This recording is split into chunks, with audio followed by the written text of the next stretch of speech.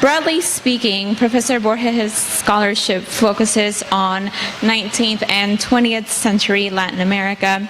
Specifically, his research investigates Brazilian culture, including families, intellectual history, institutions, race, and religion.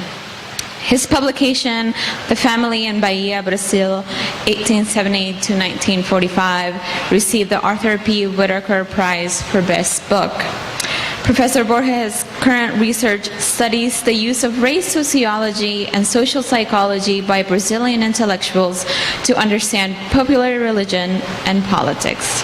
It is my pleasure to introduce Professor Borges. Thank you.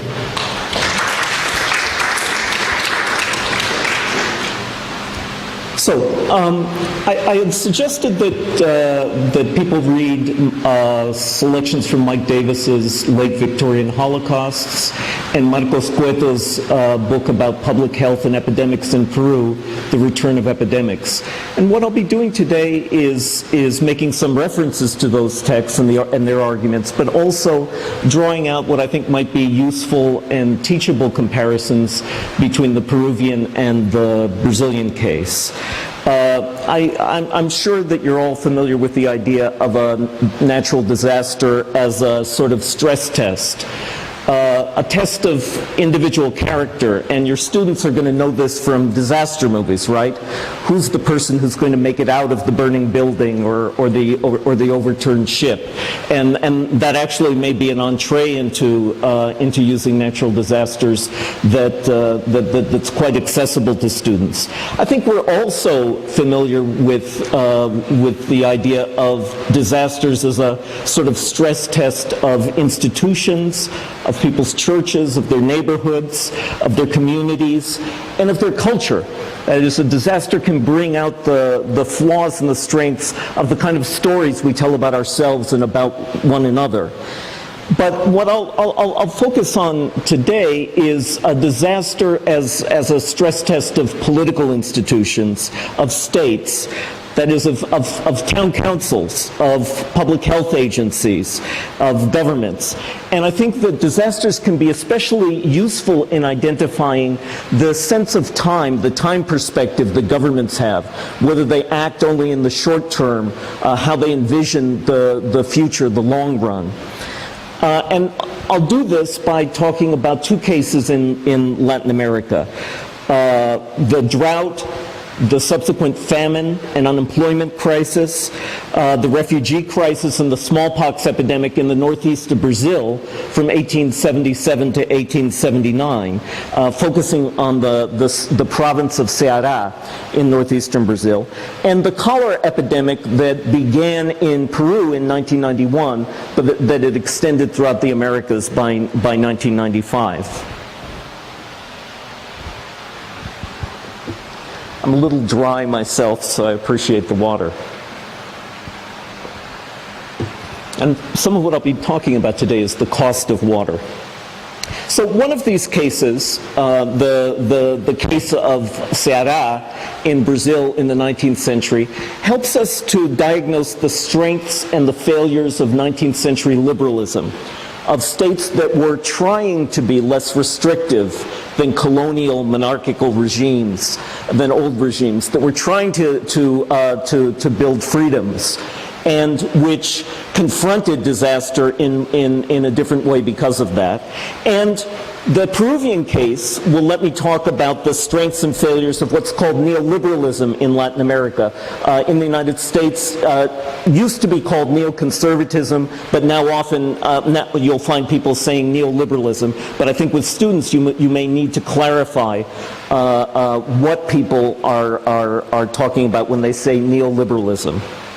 And if you have students with any memory, the New Orleans flood of 2005, caused by the breaking of levees during Hurricane Katrina, President Bush's apparent indifference to the disaster, the very ineffective and tardy response of federal agencies like FEMA, but also of the armed forces, the forced emigration of people from New Orleans to cities like Houston and Chicago, as students may find right at hand, and you may be able to bring them to older cases, by talking about the relatively recent impact of the Hurricane Katrina in the United States and the way in which it exposed some of the failings of the United States' neoconservatism. The Cholera drought happened in an agrarian society, one that had lots of subsistence farmers, and a weak state that didn't have the resources to do very much at all. But the Peruvian cholera epidemic in 1991 happened in an urbanized, industrialized society with a modern state that could have done much more than it did, that which had made a deliberate and measured decision to become smaller and to do less than what was within its capacity. The Peruvian state could not have prevented the appearance of cholera, but it might have minimized its spread. That is, things it might have done before 1991 could have made the epidemic much smaller than it eventually became. And so let me talk about Peru first, and if there's time we can talk at some greater length about Brazil. Now, Peru is about the size of the Pacific seaboard of the United States, from San Diego, California to Seattle, Washington. And the geography of Peru is similar to that of Southern California. A desert coastal strip, mountains very close behind the arid coast. But the Andes are much broader and taller than the Sierra Nevada and then the Western Rockies.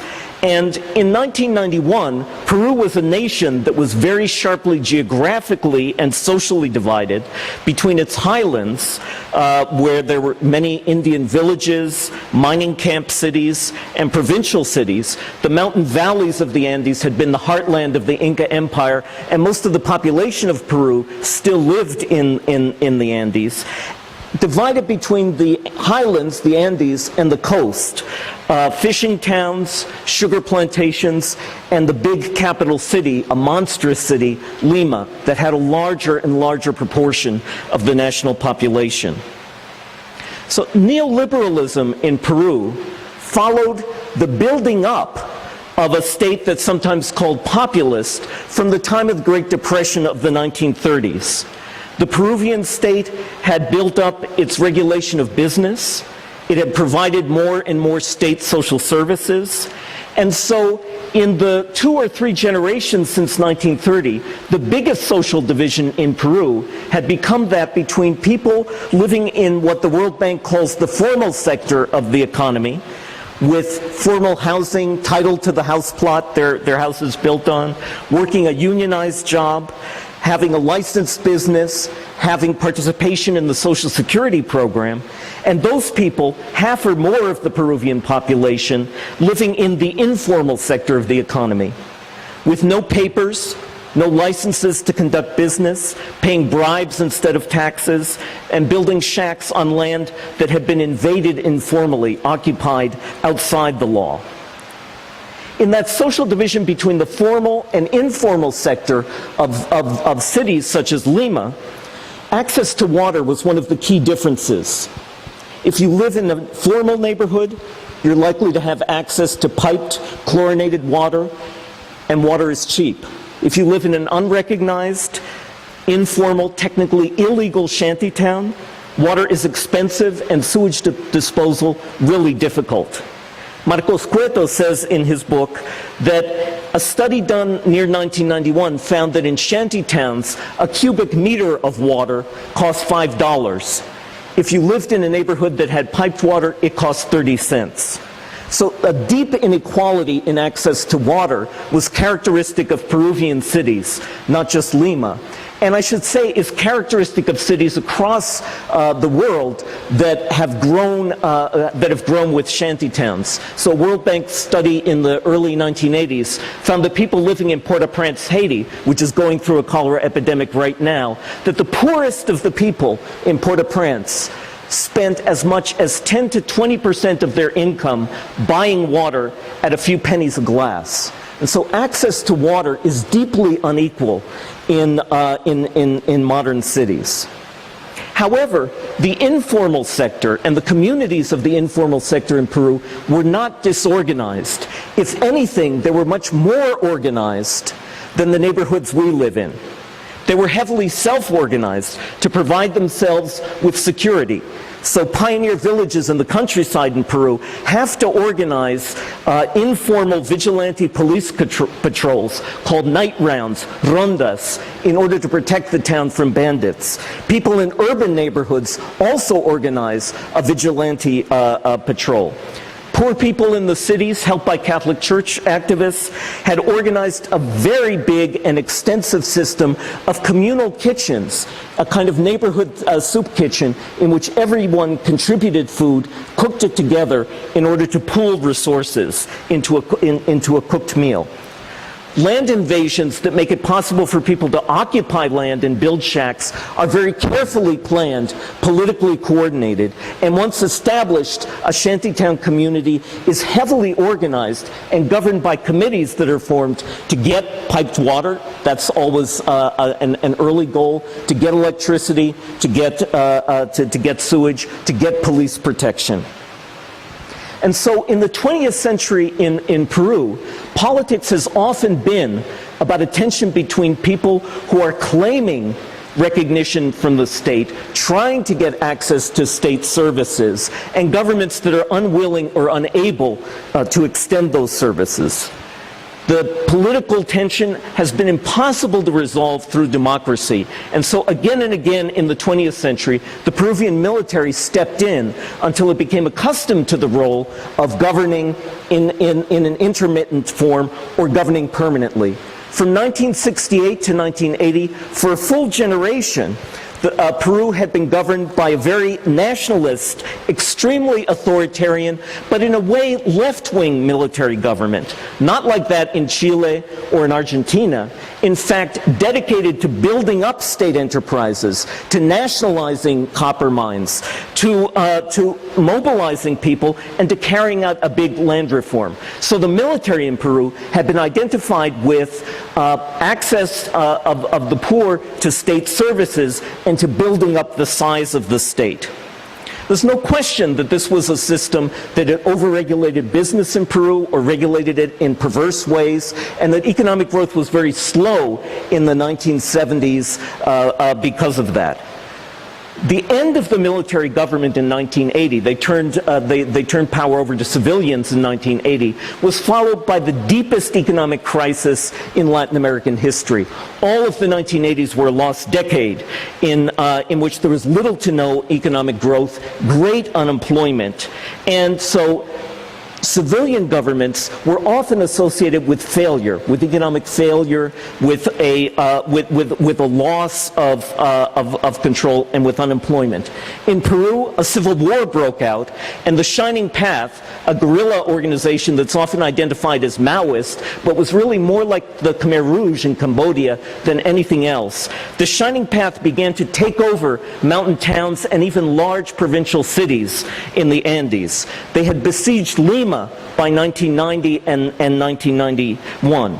And so the 1990 election pitted Mario Vargas Llosa, a Peruvian novelist, promising a neoliberal program of government, against Alberto Fujimori, a kind of dark force, an anti-politician, and unknown. He was an agronomy professor. He was of Japanese descent, and so voters identified him as being brown-skinned like themselves, and possibly able in some way to link Peru to Japan's economic progress. People did not know who Fujimori was or exactly what he would do, but they knew he was against the failure of the last decade. As soon as he was elected, he turned his back on his campaign promises and carried out a dramatic neoliberal program of privatization of state-owned companies and cutting the government budget. It was called the Fuji shock. This was Peru's neoliberalism.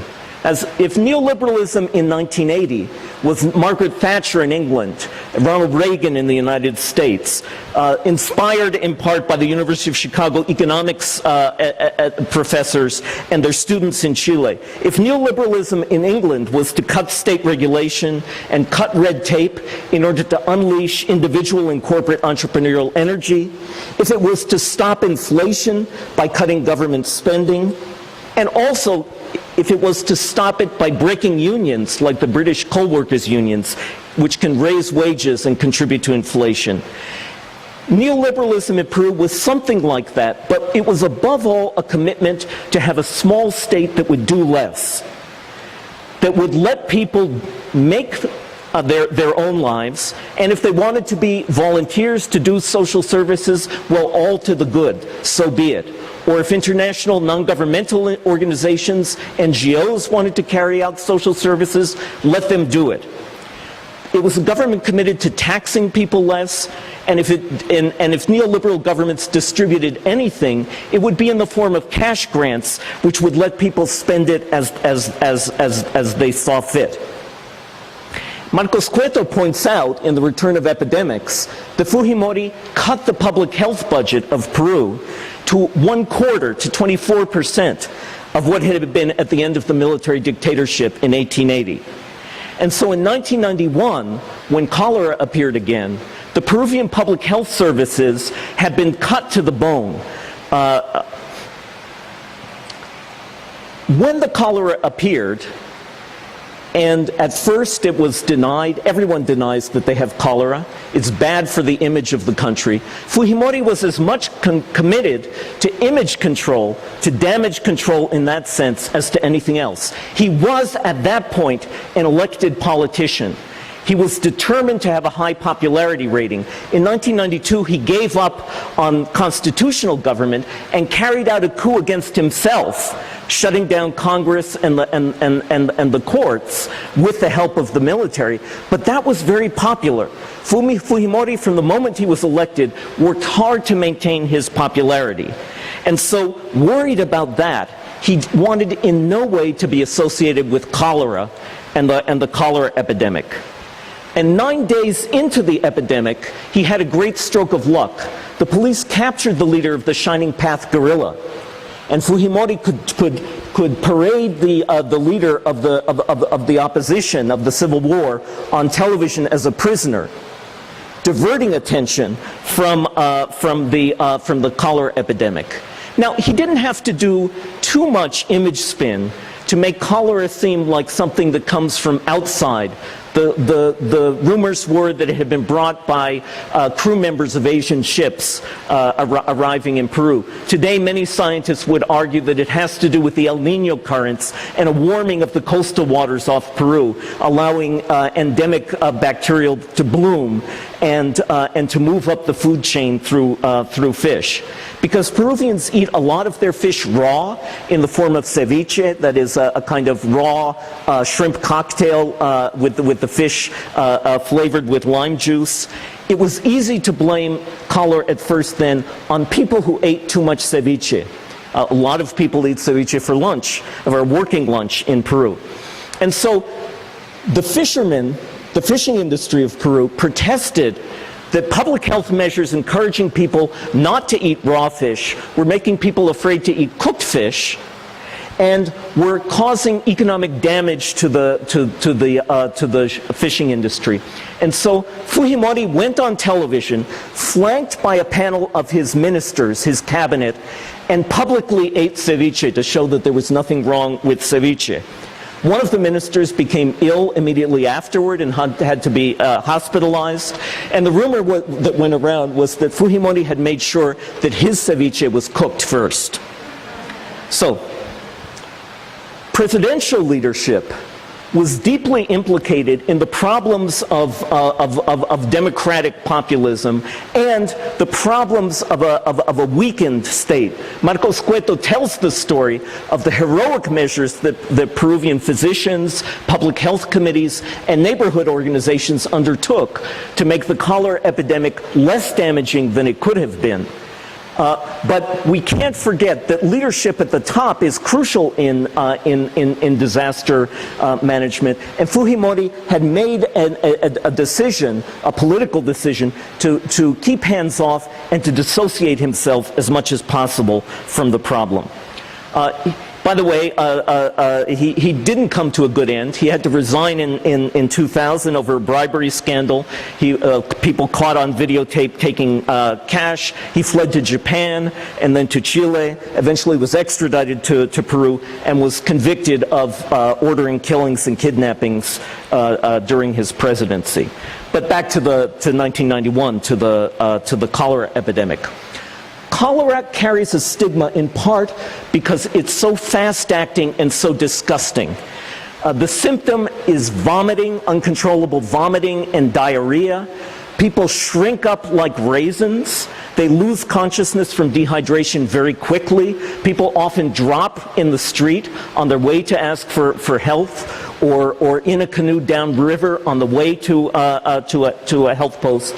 And so the Peruvian public services, trimmed down as they were, undertook a heroic effort and a very sensible one to use the resources they had and to carefully use international resources in the form of oral rehydration therapy kits to eliminate not the spread of the epidemic, but the mortality caused by the epidemic. They counseled people to chlorinate water, to wash their hands, not to eat uncooked food, and to the extent that was possible, people followed that advice. But the epidemic had spread fast and wide within Peru. 20,000 cases in the first 2 months, 320,000 in the first year, maybe 700,000 overall. And so the victory that was rescued from this from this disaster was that mortality in Peru was much lower than it was in some other places, because not the government, but physicians and volunteers organized to handle the illness. It was very expensive to Peru's image. Tourism dropped to near nothing. And would you go to a place that's having a cholera epidemic? The Peruvian fishing industry is a big source of export earnings. Some calculations of the cost of the cholera are $700 million in lost economic activity in Peru. And it's very likely that seeing what was happening in Peru led governments elsewhere in Latin America to underreport cholera, to falsify public health statistics, and to call cases diarrhea rather than cholera, because cholera is so bad for tourism, for trade, so bad for the image of a government. And so we know much more about cholera in Peru than we know about cholera in Ecuador, Colombia, Venezuela. It had spread throughout the Americas in 1995, and in fact, it's present in most countries at all times endemically, including the United States. But cholera stories are always told of cholera coming from outside, of being brought in by someone, and of being prevented by closing off, by quarantining, by shutting borders, by isolating people. It's to the credit of the Peruvian physicians and public health agencies that they overcame that stigma within Peru and minimized the damage caused by the epidemic. So, what's the difference between Peru, an industrial economy, an urbanized country, able to call on some help from international health organizations, with relatively strong scientific understanding about the disease, although there's real debate about what the vectors of cholera were, about its origins. What's the difference between Peru in 1991 and Brazil in 1879, the Ceará drought? I think one point of commonality is that the disaster serves as a sort of stress test to reveal the difference between short-term thinking and long-term thinking of governments, of individuals, of institutions. It gives us a diagnosis of what our perspectives are, how we understand what we do. Now, Brazil is bigger than the continental United States, but the state of Ceará in the 19th century, a province of an empire, the province of Ceará is about the size of Oklahoma or Georgia. It's part of the northeast region of Brazil, which had a lush coastal strip that had long been densely populated, dedicated to plantation agriculture, mostly to sugar plantations, that had been occupied in colonization with a drier zone of small farms just behind the coast, and had an enormous arid inland desert, the sertão, the backlands, which was either depopulated or cattle range. What happened in Ceará, and happened to a lesser extent in other provinces of the Northeast, is that after independence in 1824, land law had changed. It became possible for people to claim land as squatters, with squatters' rights, and a kind of land rush ensued for 25 years until the land law of 1850, in which people rushed into the interior to claim small farms and ranches in drier zones. In Ceará, this was mostly cattle ranches on flat pasture land, on open range in the interior, but it was also small farms in river valleys. The coast of Ceará is dry, even has sand dunes, but with grasslands behind it. But some of the irrigated by rivers, river valleys, were quite suitable for small farming. And so for a generation, the population of the inland of Ceará had increased, in fact had doubled over the generation before 1877. This was without much government encouragement or supervision or government interference. Brazil was a constitutional monarchy in the 19th century, modeling itself in some ways on the British constitutional monarchy, with a conservative and a liberal party, with very high participation of free men in voting, but with rigged elections, in that way very much like England. It was a rural agrarian society with lots of slavery. 50% of the population were enslaved at the beginning of the 19th century. This had declined to about 15% by the time of the Ceará drought. Ceará had never had very many slaves. Maybe 5% of the population were enslaved then. But it was very much an agrarian, illiterate, and an ungoverned society. The Brazilian government was good at putting down rebellions, very effective at that, and then at leaving people in the countryside alone. It was terrible at providing services. It taxed relatively lightly, and it did little to nothing. And so it had not much infrastructural power, much state capacity in the countryside. No paved roads or railroads into the interior of Ceará. Mule train paths and barging on rivers was the only means of transportation. No budget for schoolhouses or to pay school teachers' salaries, or even local authority to collect municipal taxes to pay for a school system. Not even enough money to support very many parish priests. The Catholic Church was an official established church, but the government was determined not to spend very much money on it and to weaken the bishops by having very few parishes. And so, unlike the United States in the 19th century, small towns in Ceará had almost no budget, very few resources to deal with even mundane, everyday matters. And so, for a generation, people have been migrating from the coast into the inland valleys. A cotton boom during the U.S. Civil War made even more people rush in and plant. People risked also moving onto drier land and farming there. For the first time in many people's lives, they could make money, $100 a year, $150 a year with the cotton crop. And so, when the drought of 1877 came, the cotton boom was already receding, but people were stuck out on dry lands in the inland regions of Ceará. When the drought came, the Brazilian government had the commitment to do the right thing, to provide relief. They had had experience with droughts in the northeast of Brazil.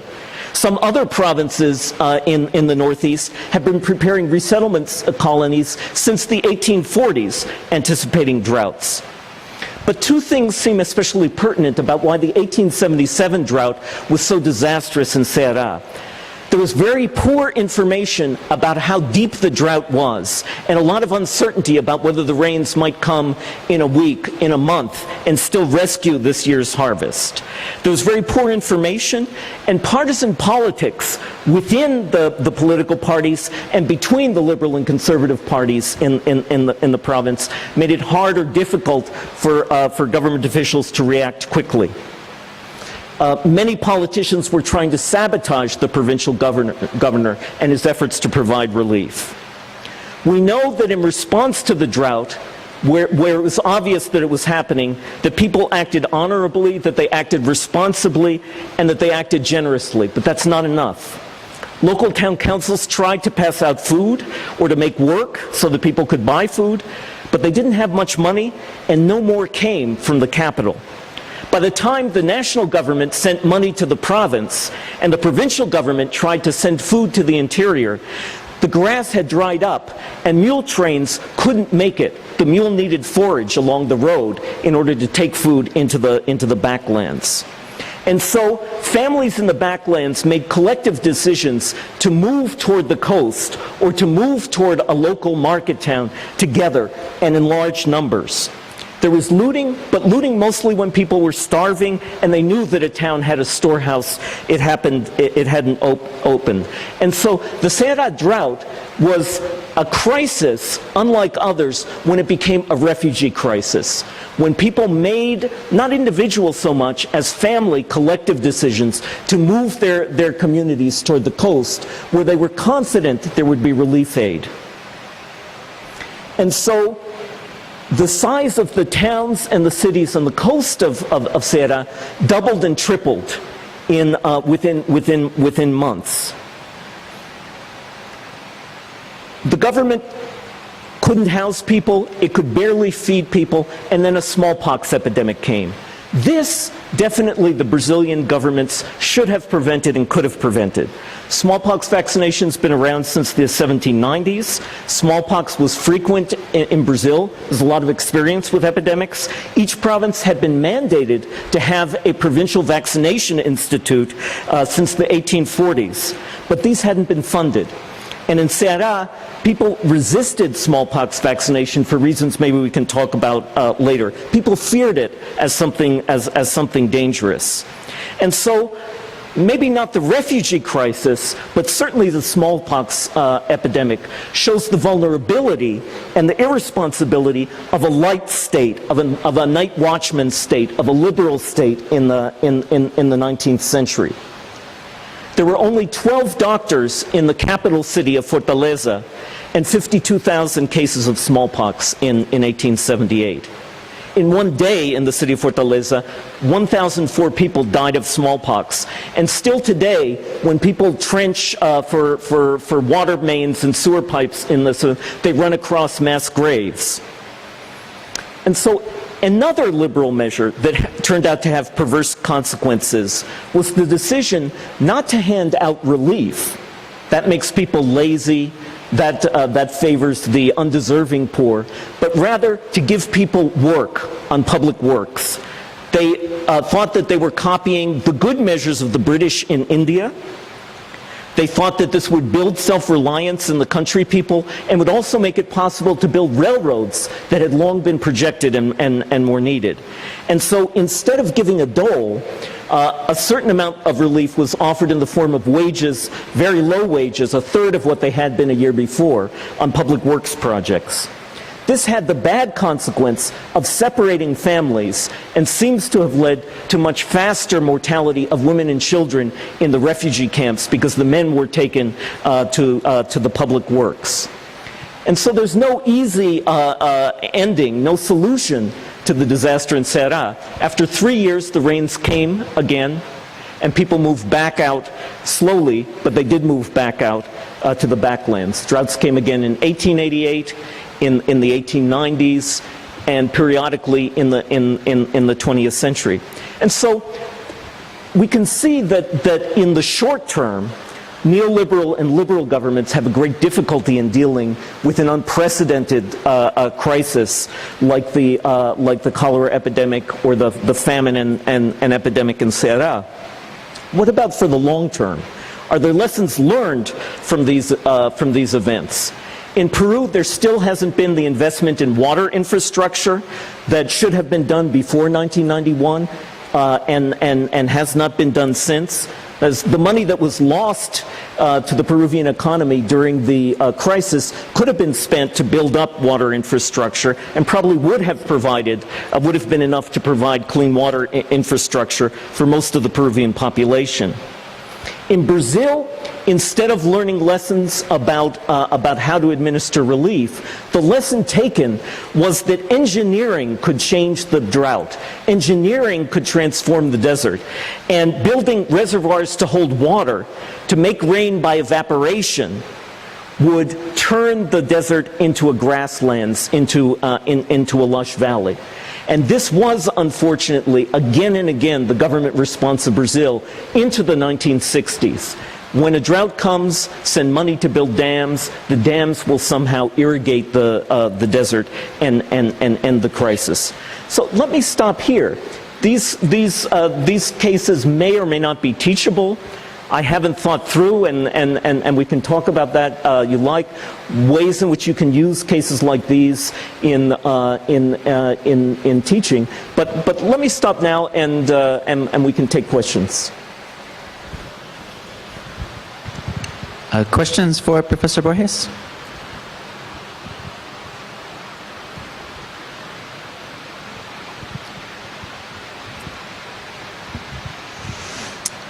This is the first time I've ever heard of cholera. So, what it's like smallpox? So, I mean, what actually, the only thing that happens to the people is the vomiting and the diarrhea, or? But it kills you in a couple of days. Really? Well, and they claim you get it from eating the seafood.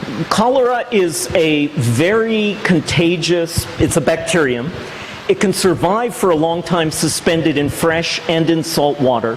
And one likely explanation of how it appeared in Peru is that blooms of the bacterium flourished as the water was warmed by an El Nino event, and infected plankton. Plankton eaten by fish made its way up the food chain, and fish that had the cholera bacteria, the Vibrio, were consumed by people.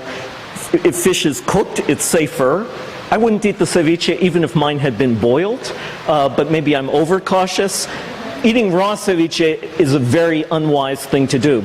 I was in São Paulo, Brazil in 1992 when the first documented cases of cholera arrived in São Paulo.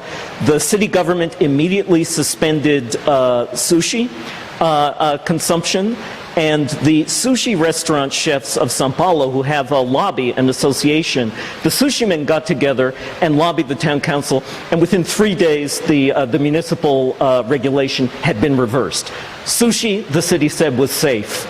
Cholera tends to, but seriously, the more common vector is untreated water. Very few people in Peru had access to chlorinated water supplies. In some places, water chlorination has been reduced because of findings in the United States that some of the chemical byproducts of chlorination can be carcinogenic. And so, unfortunately, many countries have lowered chlorination, probably below a threshold where it should be in urban water supplies. Bad water mains, which have low pressure and let bacteria come into the water pipes, can mean that even chlorinated water can carry bacteria through the faucet. And finally, people had very little access to sewage facilities, and so feces spreads cholera. It's a bacterial disease. It causes rapid and very, very violent diarrhea and vomiting. Antibiotics help. So if people are asymptomatic and they take antibiotics, they may be cured. But the best therapy is just to let you wait it out with either an intravenous serum of a saline solution or drinking Gatorade, electrolyte. I'm making a commercial plug here. Drinking a pharmaceutically approved electrolyte solution. Now, oral rehydration salts were available widely in Peru because children's diarrhea is a common problem for health clinics to encounter, and so people knew how to give oral rehydration. They didn't know how to give intravenous serum for rehydration, and the serum salts were in shorter supply. And what they found in Peru was that in a pinch, you can improvise and just use salt water in an IV drip, and that will rehydrate someone with cholera adequately. So survival turned out to be very high, higher in Peru than in other countries. because the physicians banded together under a very charismatic and effective minister of health. Fujimori was doing nothing. The finance ministry was cutting the budget, but the minister of health organized doctors and nurses and public health workers and neighborhood committees so that the treatment of sick people was very effective. Ideally, prevention would, you don't want to have effective therapy for cholera. So are you suggesting that sort of a laissez-faire government is going to be a better structure for a national health policy? Because the people will just go out, roll up their sleeves, and take care of it? No, but that's the lesson that some people tried to derive from this, that international NGOs and voluntary associations should be handling routine social problems and even crises. And if you read Marcos Cueto's article, he argues very strongly, and virtually every Peruvian public health activist argues, that better water and sewer facilities would have been a cheap investment in prevention of the cholera epidemic and would have kept it at manageable proportions. In 700,000 cases, and what's the population of Peru is 50 million? And so it was a huge epidemic. 40 million.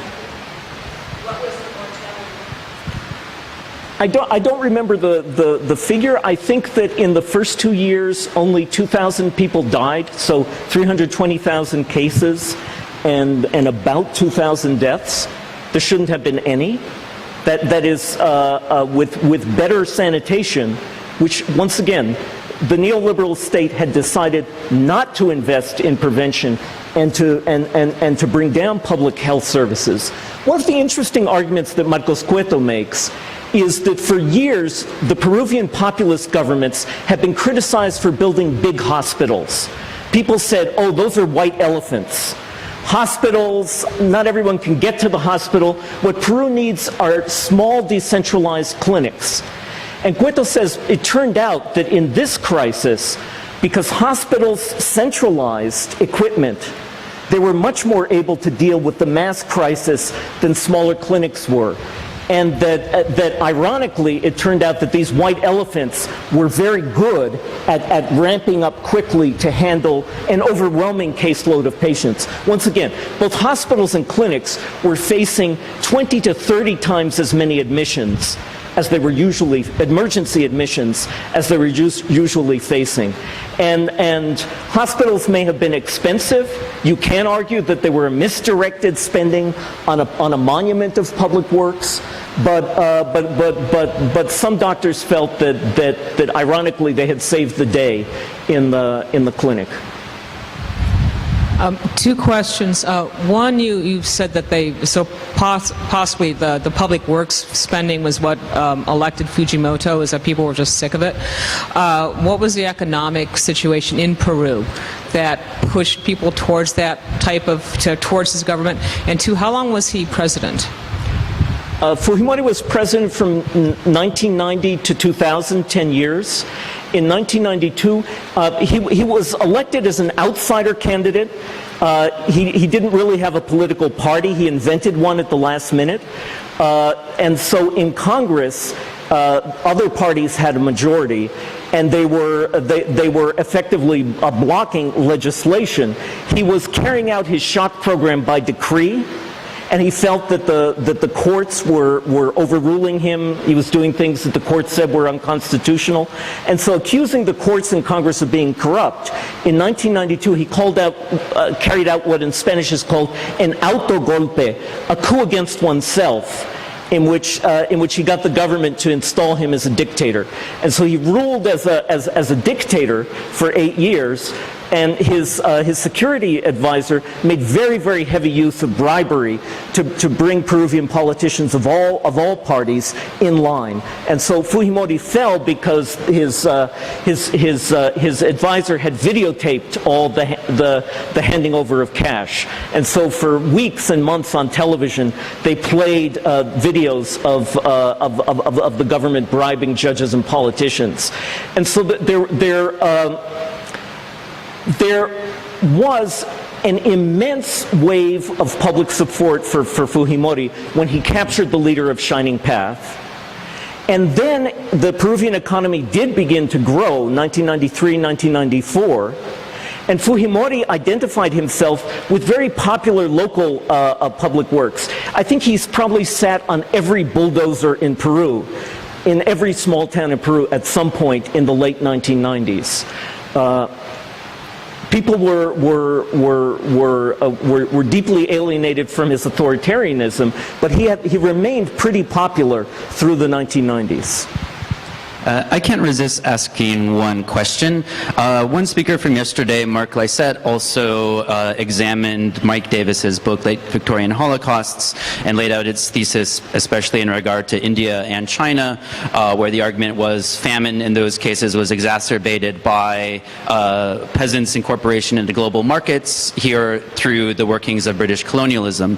And it seems the Brazilian case is quite similar, that the drought was exacerbated by the incorporation of the Sorao province into global economic markets, here specifically cotton. Looking at the Peruvian case, though, it seemed less obvious to me whether the global economic context was important to understanding the cholera outbreak and its consequences. And so this might be a bit of a stretch and maybe a bit unfair, but I was curious whether you had a view on whether Davis's thesis about global economic incorporation leading to vulnerabilities in marginal areas as still pertaining to, say, a case like Peru in the 1990s? Well, the decision to undertake neoliberal economic reforms, drastically deregulate business, drastically shrink government budgets, were meant to address inflation. The big symptom of the economic crisis of the 1980s in Peru and across Latin America was hyperinflation, where something will cost 20% more at the end of the week than it costs at the beginning of the week. Hyperinflation and unemployment. And so from the International Monetary Fund on a month-to-month basis and from the World Bank annually came all sorts of advice that what Latin American governments were doing wrong was causing inflation and was causing low economic growth. And what they were doing wrong was not being like Taiwan or Thailand, and that neoliberal reforms, shrinking the size of the state, would be the right first move in economic growth. In that sense, ideologically and tangentially, what's called the Washington Consensus about economic policy in the 1980s, a neoliberal consensus, definitely had an impact on decisions that were made in Peru. But they were made by Peruvians who routinely stiffed international banks and threatened default on international debt, and in some ways, because they were almost too big to fail, were able to play chicken continuously with the World Bank and with the International Monetary Fund. But rather, I think it's people's frustration with blatant favoritism and subsidies in business, and very corrupt subsidizing of certain businesses and not others, and with hyperinflation that led people to vote for an outsider dark horse candidate, a kind of Jimmy Carter, I'm not a politician, who, and that's how Fujimori presented himself. I've never been in one of the parties. I'm just an engineer. I'm just one of the people. So in that sense, I think what happened in Peru is very similar to what was happening in similar ways in other countries.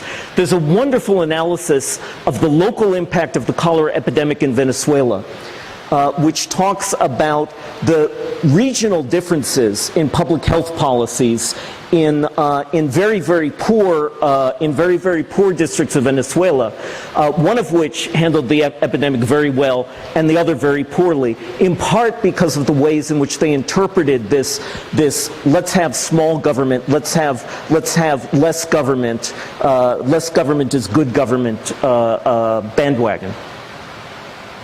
All right, let us thank Professor Borges.